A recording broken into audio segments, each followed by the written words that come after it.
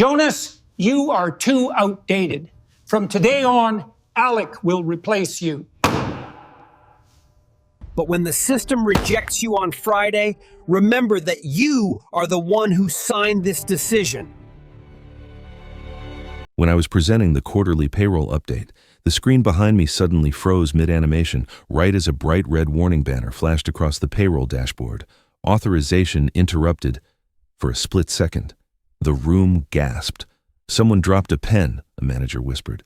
That's unusual. And just like that, the shock hit not from the alert itself, but from the footsteps entering behind me, carrying an even bigger blow. I turned, expecting an IT tech. Instead, CEO Kent Marlowe walked in with a smile sharp enough to cut glass, followed by a man I had never seen before. The room shifted, chairs straightened, throats tightened. Everyone except me seemed to know something was coming. Kent didn't bother with context. "Jonas," he said, loud enough for the entire department to hear. "You're too outdated for where we're headed. Starting today, Alec will be our payroll consultant. If you're listening right now, take a slow breath with me, just one to steady your pulse, and tell me, where are you listening from today? Are you ready to follow this story all the way to the end? If you are, make sure you hit subscribe so you don't miss a single twist ahead. Now hold on, because what happened next changed everything." The words slammed into me harder than the red warning on the screen. 1 minute I was presenting the quarterly payroll update, the system I'd built from scratch over 19 years, and the next, I was being replaced mid-breath. A ripple of awkward sympathy moved across the room, but no one dared speak. Alec Rowan stepped forward like a man walking onto a stage he believed he owned. Expensive suit, bright grin, and the kind of overconfidence only possible for someone who had never survived a real payroll cycle. He extended a hand. He didn't wait for me to shake. "I'll have everything optimized by this afternoon," he declared, like he was promising to fix a squeaky door hinge. The sting in my chest tightened. Not loud, just deep in ache mixed with humiliation and a cham biemng hen lie that I refused to let surface. Kent slid a stack of binders toward me. "We'll need the full handover today." Of course they would. And then Alec delivered the twist that told me exactly how the week would end. "Payroll is basically upgraded Excel anyway," he said with a shrug. Upgraded Excel. That was the moment the bitter humor rose in my throat, half laugh, half disbelief. They had no idea what they'd just done. But I did, and Friday was already waiting. The quiet felt heavier than the cardboard box in my hands. I started clearing my desk one item at a time, moving slowly, deliberately, the way someone moves when they're trying not to notice the eyes on their back. My coworkers didn't say a word. They only offered those small, apologetic glances people give when they're grateful it isn't them. No pats on the shoulder, no whispered goodbyes, just a quiet corridor of sympathy I didn't ask for. I didn't blame them. In a room where someone gets publicly replaced, loyalty becomes a dangerous luxury. HR appeared beside me like a shadow, arms crossed and satisfaction poorly disguised. "The new consultant works much faster than you," she said, crisp and casual, as if she were commenting on the weather. The words should have stung, but they didn't. They landed in the same place everything else had landed today, a cold, numb spot at the center of my chest, protected by 19 years of experience. I didn't argue. I just nodded and kept packing. Arguing would have meant I cared about her opinion. And I didn't. When the last item was placed in the box, I stopped for a moment and looked at the wall above my desk. There, pinned neatly under a strip of fading blue tape, was the old payroll system map I'd drawn on my first month here. Back then. The company had 18 employees and a fax machine older than me. Now they had more than 900 people depending on the system I had built, every audit trail, every compliance rule, every safeguard. I was the one who designed the dual validation zone. I was the one who built the audit logging structure they bragged about in investor meetings. I was the one who pulled them out of 3 Department of Labor penalties. And yet, here I was, being traded in like a worn-out battery. A small laugh slipped out, not a happy one, but a dry, self-mocking chuckle. "It's fine," I murmured under my breath. "Systems stay loyal to the people who understand them." No one heard me, but the sentence warmed me enough to keep walking. I took nothing but a single USB drive labeled Audit Notes, not a hidden code, not a sabotage plan, just the documentation any responsible architect would keep. Then I handed in my badge, pushed open the glass door, and stepped outside into the cool morning. The sunlight hit me with a strange clarity. Payroll ran every Friday. Today was Monday, and I already knew exactly what would happen when Alec tried to run the system he believed he had optimized. A notification buzzed on my phone as I walked through the parking lot. Alec had posted on LinkedIn, fully optimized the entire payroll structure in just 4 hours. This time, my laugh was louder, not joyful, just knowing, because nothing in payroll could ever be optimized in 4 hours, but a system could absolutely be destroyed in that amount of time. The first sign of trouble came on Tuesday night, just as I was settling into my armchair with a half-read newspaper and a cup of lukewarm tea. My phone buzzed once, no ringtone, no urgency, just a quiet vibration that felt strangely out of place. It was a message from HR, short and cautious, as if they were afraid the words themselves might break something. Jonas, do you remember what triggers a validation zone error? It just appeared twice. I stared at the screen for a moment, letting a slow, familiar suspicion settle in. Validation zone errors didn't appear out of nowhere. They showed up only when someone disabled the dual validation zone, the exact safeguard I'd designed to prevent corrupted entries from sliding into payroll, and only one person in the entire company would be reckless enough to switch it off 2 days into the job. Alec must have wanted the system to run faster, unaware that he had just pulled the equivalent of removing the brakes from a speeding car. I opened my laptop, not to fix anything, but to confirm my theory. Within minutes, the signs were unmistakable. Overtime values were drifting slightly out of range, not enough for the untrained eye to panic, but enough to trigger compliance flags if anyone bothered to check. Tax deductions were misaligned. Employee classifications had shifted from one payroll state to another. Like the system had suddenly developed a personality disorder. Everything was still standing, but nothing was stable. It was the kind of silent chaos you only see when someone touches things they don't understand. And the CEO, of course, had no idea. Alec was likely smiling in meetings, assuring everyone that things were running smoother than ever, which was technically true if you ignored the fact that smoother often meant the system was skipping crucial safety steps. I could almost picture him brushing off these warnings the same way someone waves away a fly, confident, careless, and completely unaware he had stepped straight into a trap of his own making. A second buzz hit my phone, another message from HR. This one more tense. Payroll statuses are fluctuating. Do you know what might cause this? I didn't respond. There was nothing for me to say that wouldn't sound like an "I told you so," and I didn't owe them the reassurance. Instead, I just folded my newspaper, leaned back in the chair, and let a thin, cold smirk pull at the corner of my mouth. It's still early, I whispered to myself. Tuesday night was far too soon for the real spectacle. Somewhere across the city, Alec received an automated email from the audit bot, my audit bot, warning him about the sequence irregularities, and, true to form, he deleted it instantly, assuming the blinking yellow banner was nothing more than spam. I closed my laptop without bothering to read further. The foundation was already cracking, quietly, predictably, beautifully, and Friday was still 3 long days away. Do you see why this detail changes the whole story? The next morning arrived with an uneasiness I couldn't quite name. It wasn't panic, not yet, but a slow tightening in the air. The kind that tells you something behind the scenes has started to unravel. I found out what it was when my phone buzzed with a message from HR, this time far less polite than the ones from the night before. We found 27 incorrect payroll entries. Alex says it's a legacy issue. Your legacy. I read that line twice, letting the accusation settle like dust on an old shelf. Legacy, I repeated under my breath, amused by the creativity. When someone inexperienced breaks something, they always call it legacy. It's a convenient word, vague enough to shift blame, sharp enough to sting. But the sting didn't land. Instead, a familiar skepticism crept in. 27 entries didn't go wrong on their own. Someone had triggered a chain reaction, and I had a pretty good idea who.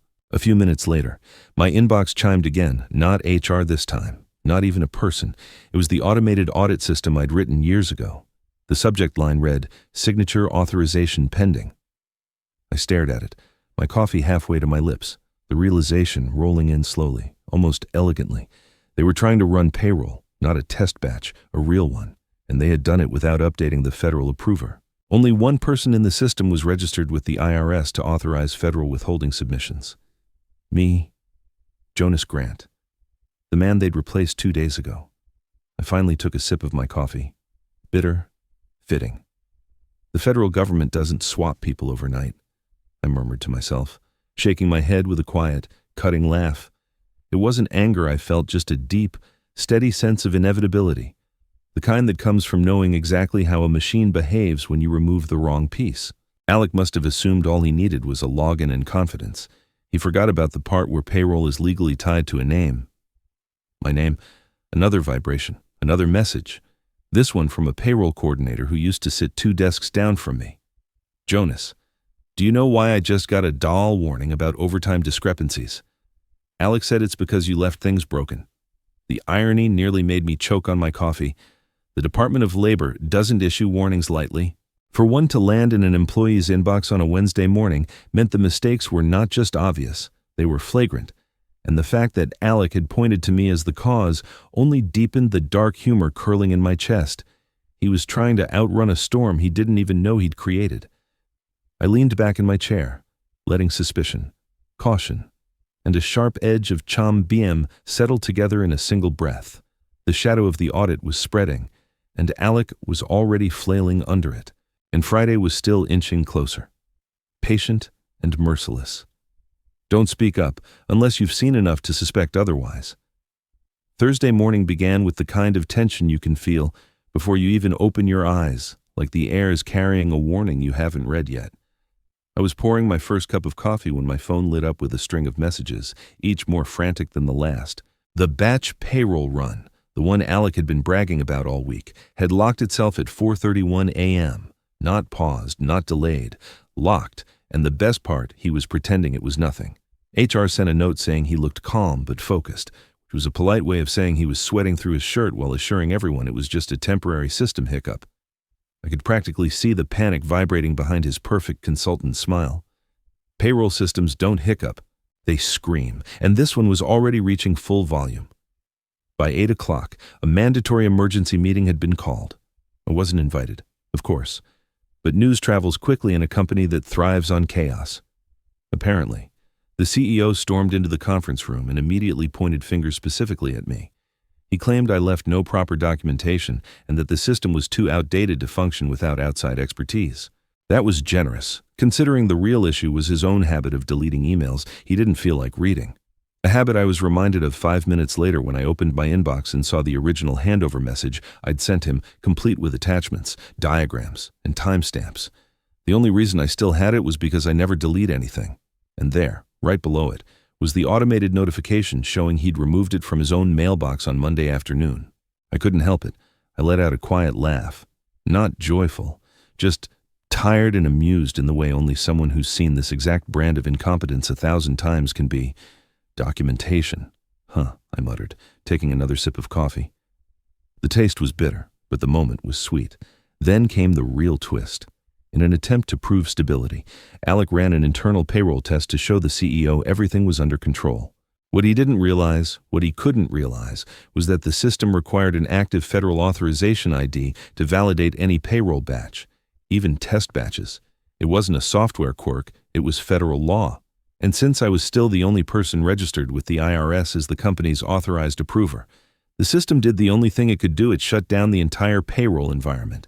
When HR texted me, everything just locked. Everything. I felt the familiar pressure in my chest loosen. Just a little. Not satisfaction, not revenge, just the cold relief of knowing the truth had finally started to surface. And Friday was waiting right around the corner. This paragraph explains everything you are about to hear. By Thursday afternoon, exhaustion had settled into my bones, not the physical kind, but the slow, grinding fatigue that comes from watching predictable chaos play out frame by frame. I was sitting on my couch, still in the same shirt I'd worn that morning, when the first wave of calls started rolling in. At first, I ignored them. Then the messages began arriving frantic, clipped, and increasingly confused.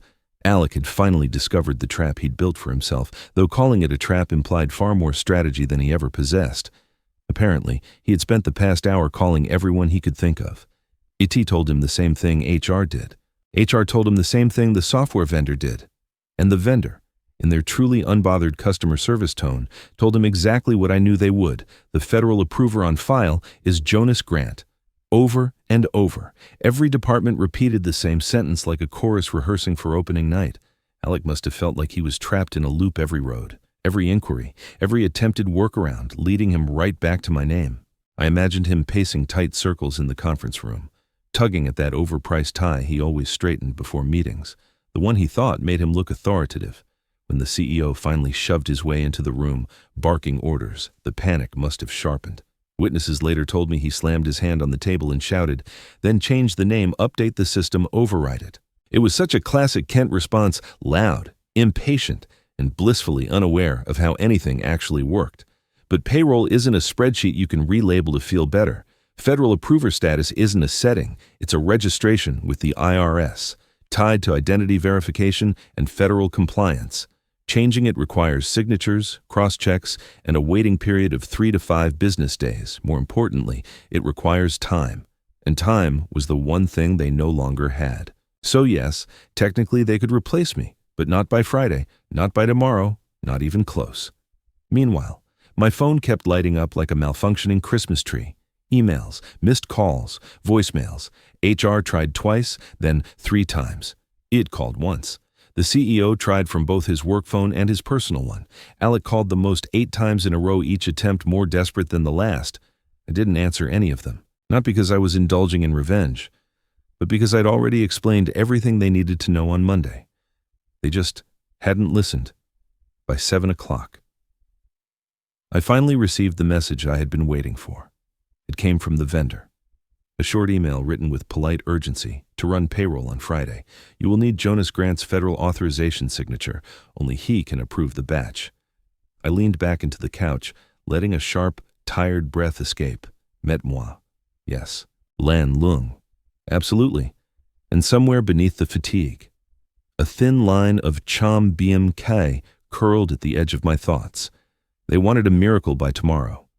But I wasn't in the miracle business. I was in the reality business. And Friday's reality was already locked in.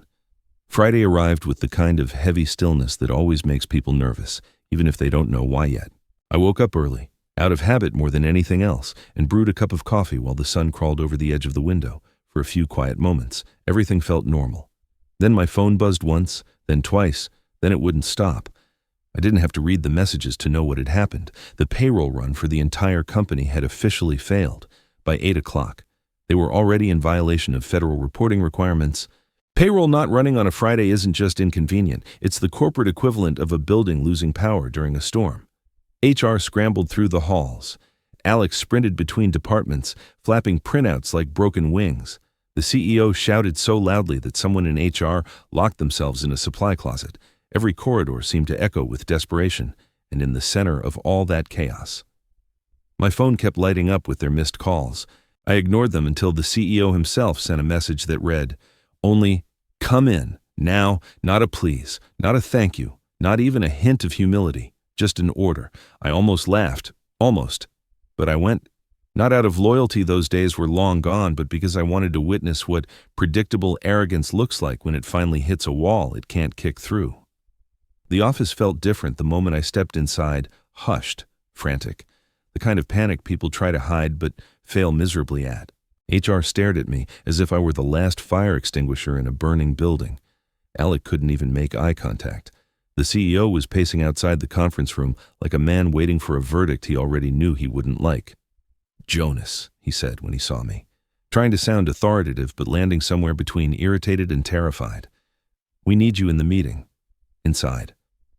The executives sat in stiff silence, papers scattered across the table. The payroll dashboard was projected on the wall, flashing one brutal message again and again: unauthorized batch federal approval required. I stood behind my chair, letting the silence stretch just long enough to make them uncomfortable. My restraint was thin but intact, cold, steady until the CEO finally snapped. "Well, say something, so I did." "Sure," I said, folding my hands calmly. "You replaced me on Monday, but you forgot to replace my name with the IRS." The room froze. It was perfect, clean, sharp, landing exactly where it needed to. HR stopped breathing. The CFO blinked twice. Alec went pale enough to blend into the wall, and for the first time all week, I felt that quiet. Controlled bung-no rise in my chest, relief sharpened with well-earned satisfaction. But I wasn't done. I pulled out a chair and sat down slowly. "Before we go any further," I said, voice smooth and dry, "I think we should bring in internal audit. If we're fixing this, we're fixing it properly." The CEO stiffened. HR flinched. Alex swallowed hard. And that was the moment the tables didn't just turn, they flipped. Not loudly, not dramatically. Just cleanly. Precisely. The moment internal audit walked into the conference room, the atmosphere shifted. Not loudly, not dramatically, just a quiet tightening. The way a room changes when someone finally turns on the lights. I stepped aside to give them space, leaning back in my chair with a cold steadiness. My emotions had flattened into something calm, surgical. If they wanted an autopsy, I would give them one. I projected the system logs onto the screen, each line a neat slice through Alec's 4-day disaster. "Let's start here," I said, pointing to the first inconsistency. Over time, entries began drifting by 0.03% at 11:17 p.m. on Tuesday. Right after the dual validation zone was disabled, one auditor leaned closer. "Disabled manually." I nodded. Yes, and badly. Whoever turned it off didn't understand the dependency chain.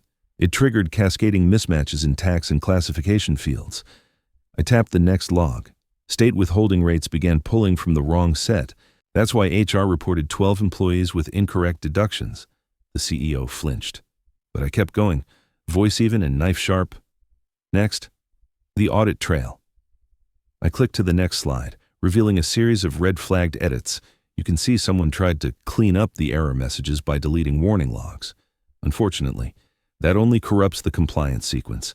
The system registers missing logs as an integrity risk and locks down. That's why you're frozen now. Internal audit murmured as they scribbled notes. Alex sank lower in his chair. His confidence drained into the carpet. I wasn't angry. I was precise, lan lung, methodical, and with just enough chom beam in my tone to make the edges sting.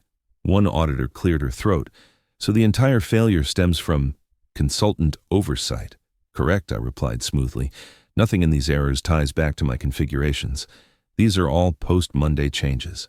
It wasn't dramatic. It wasn't emotional. Just fact layered on fact until the truth became too heavy for Alec to dodge. When the head auditor finally spoke, her verdict dropped like a gavel. Responsibility for the failures falls entirely on the consultant. The CEO made a choking sound, half frustration, half panic. "So what do we need to run payroll today?" The answer hurt him more than anything I'd shown so far. "Payroll only runs if Jonas signs," the auditor said, gesturing toward me. He is still the federally registered approver. The CEO's face drained of color. He turned to me like a man who'd just realized the lifeboat was standing right in front of him. I let the silence stretch, savoring the rare, quiet power settling into the room. Then, still calm, I said, "If you want my signature, we document this properly." The CEO blinked. Meaning, I replied, tapping the pen on the table. "You write in the official record that I am not legally responsible for anything that happened this week." Every executive looked at him. He looked at the floor. And he signed. By the time I picked up the pen to sign, the room had fallen into a silence so complete it almost felt ceremonial. One signature, just my name. Steady and unhurried, and the entire payroll engine hummed back to life. The red error banners disappeared one by one. The batch sequence unlocked, and the system completed the run it had been refusing all morning. Within minutes, HR received confirmation receipts. By noon, employee accounts updated exactly as they should have. The company wasn't saved by brilliance or innovation. It was saved by the very process they tried to replace. Watching the relief wash over the executives felt oddly liberating, as if the weight they'd forced onto me all week had finally dissolved into thin air. The board convened an emergency call half an hour later. I didn't have to be in the room to imagine the tone cold, clipped, the kind that makes grown executives sit up straighter. They demanded a full explanation from the CEO, and based on the looks on everyone's faces, he didn't have one worth hearing. Alec tried to speak for himself, offering excuses wrapped in buzzwords, but the board wasn't buying any of it. By 3 o'clock, word spread through the building Alec had been terminated. Escorted out was the phrase someone used. A little dramatic. Maybe, but fitting enough. I felt no triumph. Only a quiet, satisfied breath Guy Fong, clean and subtle. Later that afternoon, the board asked to meet with me privately. Their faces softened in a way that hadn't been present all week. They spoke about my indispensable expertise, my foundational contributions, and the unfortunate oversight of replacing me so abruptly. Then came the offer, double my previous salary, expanded authority, a full team under me, a generous proposal by any standard. But generosity wasn't what I was looking for. Respect was, and they'd shown me exactly how much or how little of it they were capable of. I smiled, polite and warm enough to be professional, but firm enough to draw a boundary. "Thank you," I told them, "but I won't be returning." The room stiffened in surprise, but I felt nothing but quiet pride as I walked away. I barely made it to my car before my phone buzzed again, this time from a competitor, a far larger firm with a reputation for treating their people like assets instead of afterthoughts.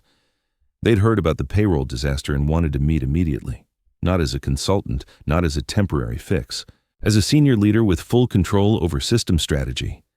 The contrast almost made me laugh, a gentle, amused sound, cham bien nen hang, but softened by the sense that for once the universe was in on the joke.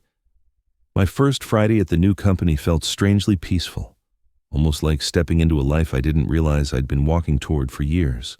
The office was bright, calm, and humming in a way that didn't feel frantic or forced. People greeted me with genuine warmth instead of that thin, nervous politeness I'd grown used to. My new team had already prepared a workspace for me, organized, welcoming, and stocked with everything I needed, for the first time in a long while. I felt the quiet lift of pride settle in my chest, steady and earned. I'd barely finished logging into the system when a notification buzzed on my phone, not from my new job, but from a former coworker who still had a sense of humor. "You'll love this," the message read, followed by a screenshot. It was an official IRS notice. My old company had been flagged for a full compliance review because of the errors from last week. I let out a slow exhale that wasn't quite laughter, but close. A second message followed minutes later. Board pulled the CEO into a closed-door session. Doesn't look friendly. I imagined the scene, the same man who dismissed me mid-presentation, now sitting under fluorescent lights, explaining to the board why an entire payroll system had collapsed under his improved leadership. The thought didn't bring bitterness, just a soft, detached amusement. I walked to the window of my new office, coffee warming my hands, and watched the city move below. The weight that had clung to me all week finally drifted off, replaced by a quiet sense of freedom I hadn't felt in years. And as I took a slow sip, the line formed naturally, like it had been waiting for the right moment. "If they don't want to use the person who understands the system," I murmured to myself, "then the system will teach them manners, not angry, not vengeful, just true." Minutes later, another update arrived. IRS had frozen the old company's payroll operations for the next 3 weeks. A perfect, unintended consequence, a natural coda to a story that no longer belonged to me. I turned back to my desk, smiling lightly. Rebirth wasn't loud, it was steady, earned, and wonderfully quiet. This journey taught me one thing: when people underestimate you, keep your dignity steady and let the truth speak in its own time. If you're listening right now, tell me where you're tuning in from. I'd love to hear your own story of resilience, so share it in the comments below. And if this moment touched you, feel free to like, comment, share, and subscribe to support the channel. I'll see you in the next story. Thank you for being here.